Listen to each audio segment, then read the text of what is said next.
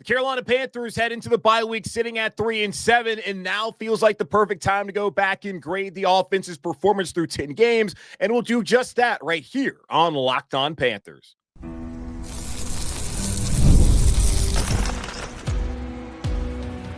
You are Locked On Panthers, your daily Carolina Panthers podcast. Part of the Locked On Podcast Network, your team every day. Welcome into another edition of the Locked On Panthers podcast, a part of the Locked On Podcast Network. I'm your host, as always, Julian Council, talking Carolina Panthers with you every Monday, Tuesday, Wednesday, Thursday, and Friday. Your team every day. That's our motto here on the Locked On Podcast Network. Thanks for watching the show here on YouTube and listening wherever you listen to your favorite podcast. Be sure to follow me, Julian Council, on Twitter at Julian Council, where on Wednesdays here during the regular season, I answer your weekly Wednesday mailbag questions. All you got to do is either at me or DM me. And if you feel so inclined, you can also follow me there on Twitter at Julian Council. Today's episode of Locked On Panthers is brought to you by PrizePicks. Typically, it's a crossover Thursday, but we're in the bye week. But next week, when crossover Thursday is back, it's presented by PrizePicks. Download the app and use code LOCKEDONNFL to win $50 instantly when you play $5. Panthers head into the bye week on a 2-game winning streak, sitting at 3-7 through their first 10 games of the season. Kansas City at home next week, and then they head into a decent stretch where they got to face off against Philadelphia as well on the road, Arizona at home, Tampa. Maybe they get a little bit healthier. The Cowboys, Dak is done for the season. They're a disaster. So an interesting 7-game stretch of the Panthers coming up here for the final 7 games of the 2024 season. But on today's show, and also on tomorrow's show, wanted to do a mid-season report card for both the offense and the defense. And starting off with the offense, as we typically do here on the show. So going to look at the quarterback play, the running back play, offensive line play, tight ends, wide receivers, and then give an overall grade of the offensive performance on today's show. And let's start off with quarterback. I had high hopes that the Panthers quarterback play would be a lot better than it was last year. And at points in time so far this season, it has been a lot better than it was last year. Week 3, when Andy Dalton lit up the Raiders, that was excellent. Week 4, when Andy Dalton played well, also against the Bengals, that was great. Bryce Young, I thought he played really well against the Saints. But outside of those 3 performances, I don't think the quarterback play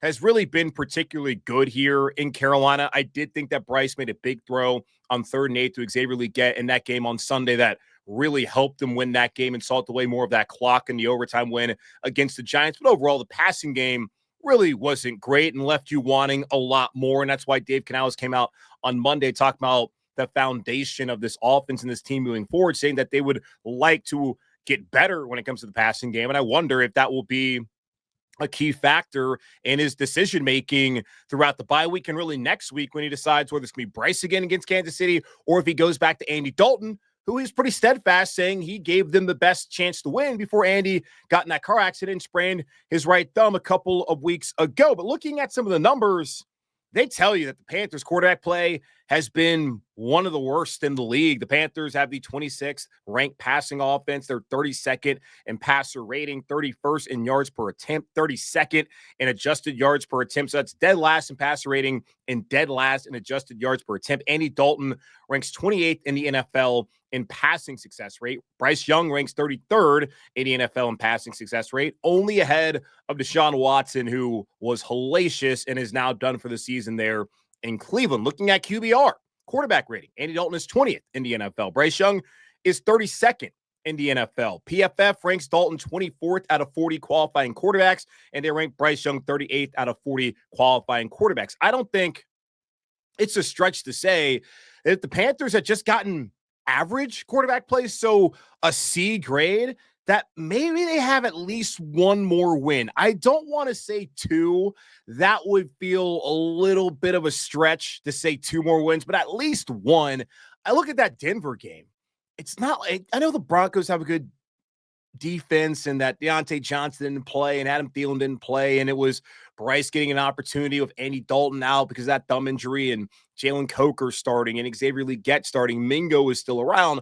I understand that the circumstances as far as the weaponry around Bryce Young weren't great. But man, it's not like Denver played all that well offensively in that game. The defense came out for the Panthers and played well.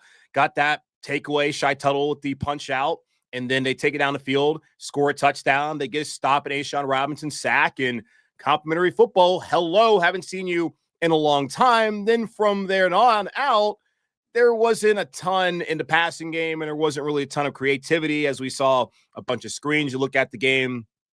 I guess it was that game, or was it the other game against, it was the game, I think, against the Saints, where it's screen, all on the same drive, which is just wild kind of stuff.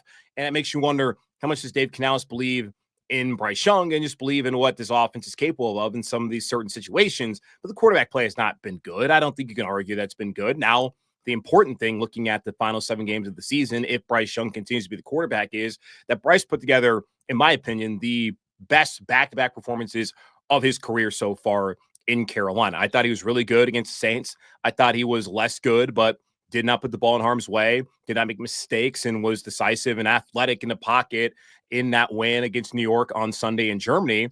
That's a positive. Now, has he been great? No. Has he been good? No. Has he been fine at points and times? Like, there's still a lot that he has to show me, and I think the organization in the final 7 weeks, they give him that opportunity to prove that he should be the quarterback again in 2025. Now, with Andy Dalton, a great argument to be made that the passing offense is better with Andy than it is Bryce. We talked about this on Tuesday's episode, reacting to the quote that Dave Canales had about the passing game and wanting to see that improve and wondering, would that be the factor that leads Carolina, or really Dave Canales, to go back to Andy Dalton at quarterback? 3 of the Panthers' top 4 passing performances have been with Andy Dalton as their quarterback so far this season. The Panthers have only had 200-yard passing games this season, and Andy has 3 of them, and the one that Bryce had was in garbage time on those final couple of drives against the Broncos when he made his debut coming back after being benched with Andy on the sideline. So looking at the overall grade for the quarterbacks this year in Carolina, I got to give him a D at this point in time, and we're looking at A is excellent, B is good, C's average, D bad, F obviously a complete and utter failure. And after 2 weeks, it was a complete and utter failure. And even after that, moving forward, just looking at just the prognosis of this position moving forward and the outlook, it was an F. And so Bryce Young went out there the past 2 weeks and led the Panthers to wins. And now, just looking at the overall quarterback play, it's still a D, as it has not been good enough. And had they gotten better quarterback play against the Broncos, possibly they win that game.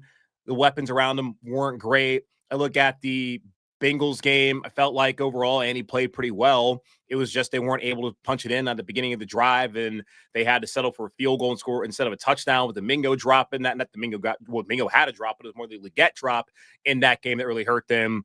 Possibly better quarterback play against Atlanta, even though the defense couldn't stop him. But you're down 28-20. It's an opportunity to go down and potentially tie the game, and he throws that pick. We're looking at really this team maybe being 4-6, and if you really want to stretch it, 5-5 at this point in time. But it feels like 3-7 based off of how the quarterback play has been, and even the defensive play, which we'll talk more about tomorrow. That is a fair grade to give this team as far as the quarterback play, a D. Hopefully, by the end of the year, it's up to a C and just average. And that means Bryce Young dramatically improved in the final 9 games, really 10 games of the season, and they can move on with him heading into the future in 2025 and hopefully beyond. But right now, has been good. Don't want to be negative, just looking at it and what the numbers say as well in my own eyes. Yeah, D. That's the grade I'm giving the quarterbacks so far heading into this bye week. But 7 more games, season's not over. It's only a midseason report card. We'll talk more about it, of course, throughout the season and once we get into the offseason. How about the pass catchers? Wide receivers, tight ends had to improve. Have they? I think so, but only to a certain amount. We'll talk about that here in just a moment on Locked On Panthers. Time is our most precious commodity, so don't waste it scrolling through the same mind-numbing content for hours and hours. How can you spend it wisely to improve yourself? Our sponsor, Hillsdale College, is offering more than 40 free, that's right, free online courses. Here are just a few of the courses that are available right now. Constitution 101, the meaning and history of the Constitution, Introduction to Free Market Economics, The Great American Story, A Land of Hope, The Rise and Fall of the Roman Republic. All of Hillsdale's courses are self-paced, so you can start whenever and tune in wherever. Plus, you can go deeper with readings, quizzes, discussions, or just enjoy the lectures. Go right now to hillsdale.edu/lockedon to enroll. There's no cost, and it's easy to get started. That's hillsdale.edu/lockedon to register. hillsdale.edu/lockedon. Get ready to tackle the NFL action with FanDuel, America's #1 sportsbook, because right now new customers can bet $5 and get $150 in bonus bets if you win. The FanDuel Sportsbook app gives you everything you need to place live bets on the NFL all in one place. So when you get a hunch in the middle of the game, you can check out the latest stats, view live play-by-play, and so much more on the same page where you place your bets. You know what? I have a hunch of what is the line already for next week when the Panthers face off against the Chiefs. Typically, FanDuel will give it to us early, and they have. The Panthers are 11.5-point home underdogs. Maybe that changes. Plus 570, over-under set at 41.5. Maybe they shock the world. Maybe they don't. Either way, we'll see what happens next Sunday. Just visit FanDuel.com to join today. You'll get started with $150 in bonus bets if you win your first $5 bet. That's FanDuel.com. And never waste a hunch and make every moment more. FanDuel, an official sportsbook partner of the NFL. So I apologize. I got to give the quarterback play a D. But you look at the rest of what's around the quarterback, maybe that has contributed to the D grade. I don't think that necessarily has been the case. Last year, you got to give the quarterback play an F. Outside of the game that Andy Dalton played in Seattle in week 3, it was an abomination. Bryce was not good. The offensive line play around him was not good. The running game was not good for the most part. Now, Chuba did pick it up in the second half of the season once he became the guy over Miles Sanders. The wide receiver play was hellacious, and I'm not quite sure what was worse, the quarterback play, the offensive line play, or the wide receiver play last season if you exclude Adam Thielen here in Carolina. Well, this year, the wide receiver play, I think, has been better, but if you told me that sitting here during the bye on November 14th, that if Deontay Johnson and Adam Thielen had only played 3 games together this season, I would have believed that this year would have been a complete disaster for the Carolina Panthers. Now, they do sit here at 3-7, so it's not like the Panthers are in a situation where they're in contention to win the division or go to the playoffs right now, but it's not a complete disaster based off of, well, they've won 2 games the last 2 weeks. Bryce Young is starting to look better, have more confidence, and according to Dave Canales, is making a statement to the entire organization. Is that enough of a statement for him to be the starting quarterback next week? I think it should be, but we will find out whether that is the case. Either way, wide receiver play has not been a disaster and actually has provided some hope heading into the future. Deontay Johnson and Adam Thielen, we know Deontay Johnson is no longer here in Carolina. He played 7 games, and he is now a Baltimore Raven going to face off against his former team, Pittsburgh Steelers, on Sunday in a game I can't wait to watch on my couch. Adam Thielen, he's been out since week 3, had that spectacular touchdown reception from Andy Dalton, maybe one of the best throws of the year, but hurt his hamstring on that same play. We have not seen him out there on the playing surface, and he has now been activated and will make his return on Sunday next week against Kansas City Chiefs. Those 2 players combined, 38 receptions, 466 yards, and 4 touchdowns. You tell me that 10 weeks ago, and I'm sitting here being like, oh my God, what a disaster that this passing game would be. But that's not really been the case because of the young guys who have picked up the slack and who are starting to show that maybe the Panthers had a pretty good haul in 2024 of draft picks and also undrafted free agents. Let's start off with Xavier Legette. First round pick, Panthers moved up there 1 spot thanks to the relationship that Brandon Beane and Dan Morgan have, dating back to Dan Morgan's time up there in Buffalo, and of course, dating back to when Dan was here in Carolina and Brandon was learning under Marty Herney. Xavier Legette has 29 receptions, 284 yards, 4 touchdowns, a 64.4 catch percentage, and is only ranked 80th among wide receivers according to PFF. But still, those numbers, 29 receptions, 284 yards, 4 touchdowns, 4 more than what Jonathan Mingo had a year ago when he was a rookie and expected to be the next guy for Carolina. I have seen positives from Legette. The drops, though, that has been concerning, but the red zone threat that he's been, yes, love all of that. Have not seen a deep ball yet. Have not seen him be able to break loose with the speed. That will come. Got to scheme it up. Maybe got to get more accuracy as far as hitting the guy in stride from the quarterback play. Overall, though, I'm encouraged by it, and I think you should be as well. Jalen Coker, this is the one where you look at it and it's like, damn, the Panthers really may have struck gold on this player. And we've seen plenty of times in the NFL where teams have been able to go find guys that are undrafted and have turned them into good players. And it does not feel like the Panthers in their history have had a lot of opportunity, or not really opportunities, but a lot of success doing that with undrafted players, unless you want to count, I guess, Brenton Burson as one of those guys. He started a playoff game, unfortunately, once upon a time. But Coker has 17 receptions, 263 yards, touchdown, a team high 61.5 receiving success rate, and he's ranked 24th by PFF among wide receivers in the NFL this season.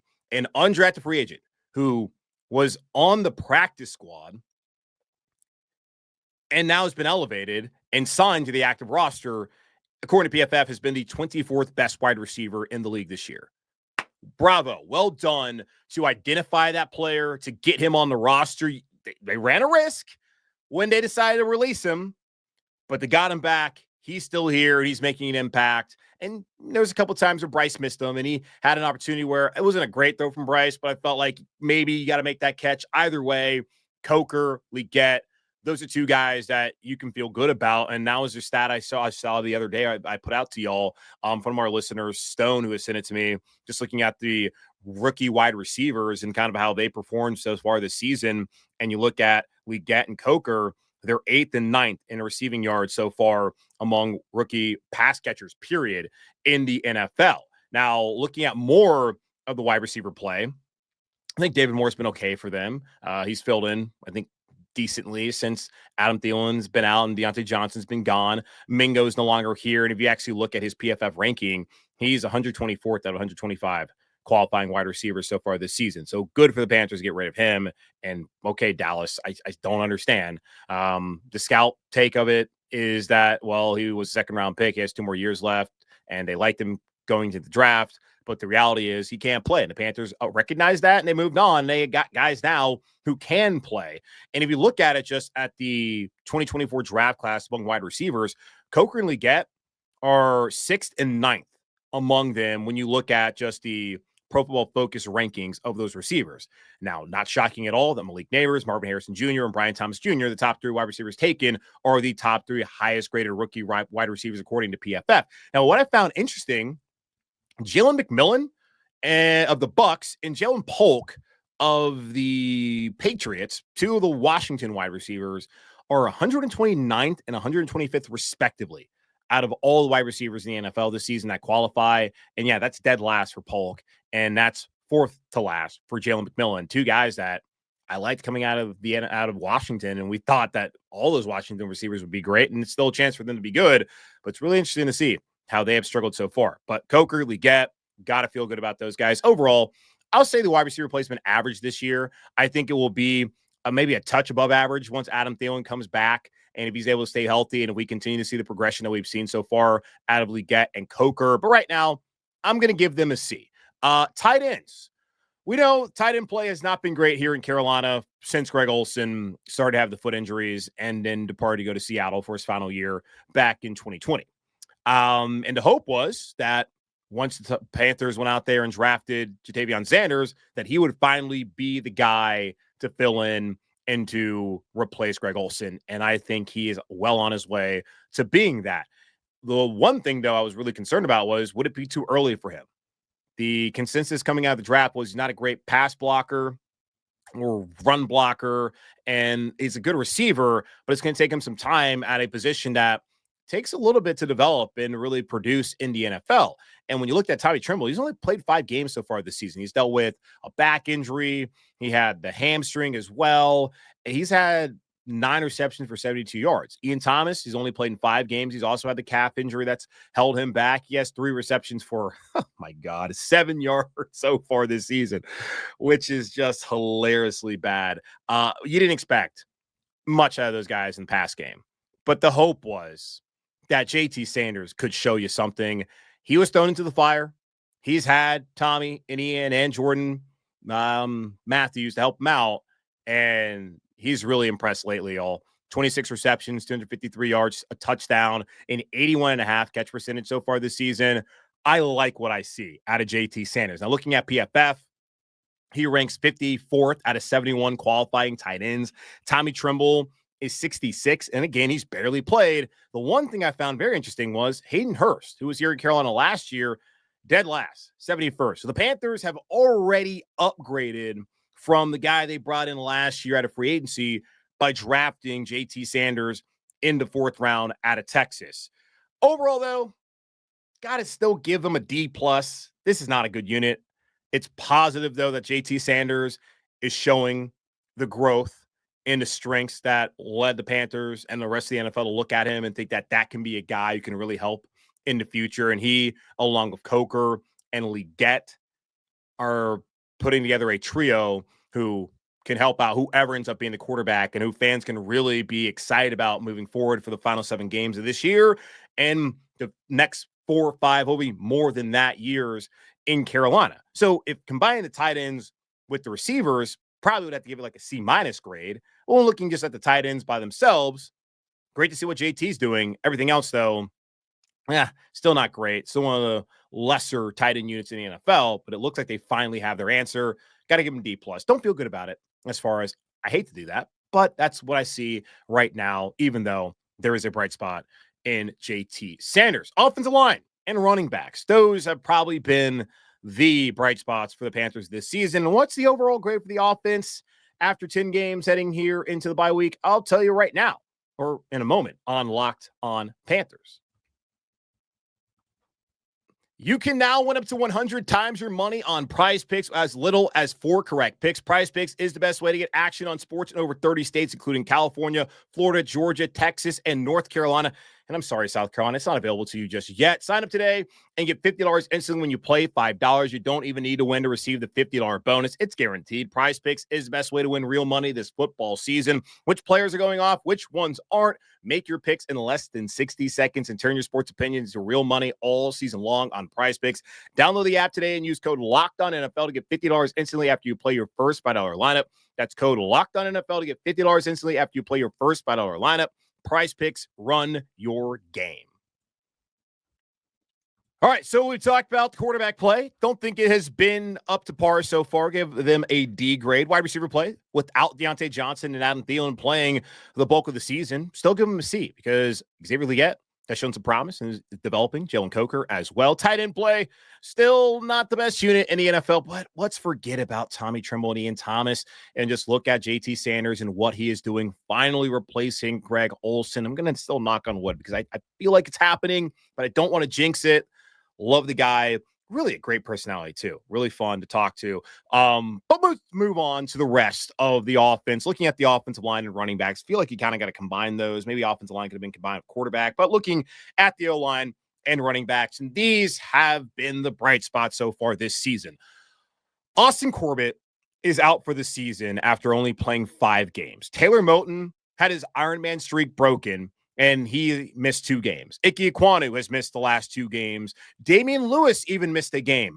Robert Hunt is the only starting offensive lineman to have played every game so far this season. Let's go back to if you told me beginning of the season that Deontay Johnson and Adam Thielen would have only played 3 games together and do it with this. Austin Corbett's out for the season after 5 games. Moton misses 2 games. Ike misses 2 games. Lewis misses 1 game. Hunt's the only one who's been healthy.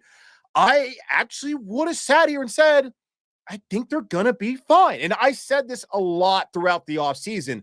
I felt like the Panthers were better positioned heading into this year with the depth on the offensive line than they were last year where they didn't have any answers. With Christensen out, they didn't know what to do. They were hoping and knowing that at some point in time that Corbett was going to come back, and when that happened, they'd be okay. But they did not expect to play 7 different left guards, 8 different right guards last year, and Ike regressed mightily. And I think a big part of that was, well, sophomore slump, maybe not buying into the teachings and reading your press clippings too much, but also new guy every week next to him, and that does not help out. J.C. Horn talked to him in the locker room after the game on Sunday in Munich. He talked about chemistry being so important defensively, especially there communication-wise to the secondary. You can't have that if guys aren't out there. And the same thing with the offensive line. When the Panthers have really struggled the last couple of years, it's because offensive line injuries. Had a ton of them last year in 2022. The only one they had was Pat Elflein. Bozeman came in. They were much better with him. Downhill rushing attack. Had no issues. The year prior to that, 13 different starting offensive line combinations in 17 games. The talent wasn't there, but still, they weren't healthy. This year, they've had some guys miss some time, but they've also have guys with experience who could step up and go into the game and play. Brady Christensen, he has done that at center and at left tackle. Really good for him as a guy who's entering into free agency after this year, trying to find a home. Does he go back to center once Icky comes back, or is it going to be Cade? I don't know. But Cade Mays, last couple games as well, going against Dexter Lawrence and that interior of the Giants all defensive line. Talked about that on Friday in a show that I forgot to actually post on the podcast feed until after the game on Sunday, but you would have watched it on YouTube if you did. Talk about those two guys. That was the key for Sunday. And one sack. The only sack was because Bryce Young slipped. Other than that, the Giants didn't get after him because Brady and Cade did their job. Chandler Zavala, who was a liability last year and was asked to play far too early, has really developed into a nice player when they've asked him to go in there and to fill in for Damian Lewis for the end of that Raiders game and in the entirety of that Bengals game. Yosh Nijman as well has come in and has helped. Maybe he's had a little bit more of a drop-off when he played than we've seen from the other guys. All I know is the Panthers had to go play 9 guys so far on the offensive line, and all 9 of them have helped this team win, or at least give them an opportunity up front, and they have not been an embarrassment like they were last year when they were completely banged up and outclassed. So bravo to Joe Gilbert, to Harold Goodwin, to Keeley, and the other coach who I don't know his name, and to Dave Canales for putting 4 guys in that offensive line room to get this from being a complete weakness last year to an absolute strength. Looking at the PFF grades, pass blocking grade 11th in the NFL, run blocking 9th. So it's been a top 10 unit for the most part this season. ESPN, I don't know. They hate the Panthers offensive line. Pass block win rate is 27th. Run block win rate is 14th. I don't understand what they're looking at compared to what PFF is looking at and what we're watching every single Sunday. But their analytics don't like the Panthers offensive line. What I do know is the Panthers offensive line has allowed 18 sacks so far this season, and not every single one of those, like last year as well, are on the O-line. That's the 6th least amount in the NFL. Again, bravo. Robert Hunt is 5th among interior offensive linemen in ESPN's run block win rate. So they may not like the Panthers offensive line as far as run block win rate goes, but they do like Robert Hunt. He's the 15th highest graded offensive guard according to PFF. Damian Lewis is 17th. 2 guys you spent money on this offseason have come in here. They've been healthy. They played well. Love that. Brady Christensen is the 14th highest graded center according to PFF. Christensen, or Corbett rather, was only, I believe, 21st. So Christensen's actually been better at center than what they were getting from Corbett, and maybe he comes back next year. We'll find out. Ike Ekwonu is 22nd. Taylor Moton's 26th. All of your offensive linemen who have played for you have been ranked top 30 at their position so far this year, and I like that. I'll take that here in Carolina. So for me, I'm giving this team, this grade, an A-. This has been a good unit. They have been close to excellent, but they have been very good for Carolina, and I am damn glad to not have to sit here and watch a brutally bad offensive line. Running backs, another area that has been, I think, really good for the Panthers. Chuba Hubbard is 4th in the NFL in a rushing success rate among running backs with at least 125 carries. So you got guys like Kareem Hunter up there. You got Brian Robinson. Forgot the other running back, but he's been outstanding. Had the best game of his career on Sunday in that win over against the Giants in overtime in Munich. He's 3rd in the NFL in rushing yards. He's going to be top 5 in the NFL and probably rushing success rate among running backs and rushing yards this season, which is why the Panthers have given him that 4-year, potentially $37 million contract. It's really more of a 2-year, $15 million, but we'll see how long Chuba's able to stick around here in Carolina. And you compare his carries so far this season to those of Miles Sanders, he's been the bell cow. We've watched it. We know it. 161 carries for Chuba compared to 38 for Miles Sanders. Jonathan Brooks expect to make his debut against Kansas City next Sunday. And people are hoping, people are talking, Smash and Dash 2.0. Need Brooks to play first before we start making those T-shirts and saying that's what's going to happen in Carolina. But damn, Chuba's been good. You know how I feel about paying running backs, but I don't necessarily hate it because it's this guy, and I'm happy for him, even though they didn't need to do it. but an A grade for the running backs. So A minus for the offensive line, A for the running backs. We got a D plus for the tight ends, C for the receivers, and a D for the quarterback play. So we got some good, got some mid, got some and all of that together combined with just the offensive play caller and Dave Canales, where I haven't loved his play calling. He has not been as dedicated to the run as we thought he would be. Now, he was on Sunday. That really felt like the first time he's been able to, and there's been struggles when it comes to third down, staying on the field that attributed to it early on in the season, especially when Bryce was out there, and even when Andy came in, they had issues. And then you look at some of the third down play calling, whether he believes in Bryce and just over game plan and scheme. I have questions. So, like, I give him like also like a C minus. I have not been overwhelmed by what Dave Canales has done. But looking at the Panthers offense, they probably are a C minus offense right now. I don't think that it's not an F. It's not an A. It's not a B. They've been probably slightly below average. They've had games where they have looked good, but they have also had plenty of games like the first two against the Chargers and against Saints, mainly on Bryce, where they were terrible. The Bears, they were terrible with Andy Dalton. The Commanders, they were terrible there as well. They've had a great game against the Raiders. They've had a solid game against Cincinnati, and I think even against the Saints, and, been fine in a couple games like the Atlanta Falcons game of the game on Sunday against the Giants. And you combine all that, that's a C-minus offense to me through 10 weeks of the season, with an opportunity of Adam Thielen coming back, Jonathan Brooks being added to the fold, and a quarterback who's gaining confidence and respect in that locker room to turn into possibly a C+, maybe even B- unit by the end of the year following these 7 games. That's going to wrap up this edition of the Locked On Panthers podcast, part of the Locked On Podcast Network, hosted by yours truly, Julian Council. Again, y'all, subscribe, follow the show for free on YouTube or wherever you listen to your favorite podcast. And be sure to follow me, Julian Council, on Twitter at Julian Council, where next Wednesday I'm back answering your weekly Wednesday mailbag questions. All you got to do is either at me or DM me to get those questions into me right now. But in the meantime, be safe, be happy, be whole as always, and forever keep pounding. I'll be back with you on Friday as we'll look at the defensive report card in a unit that also is trending up.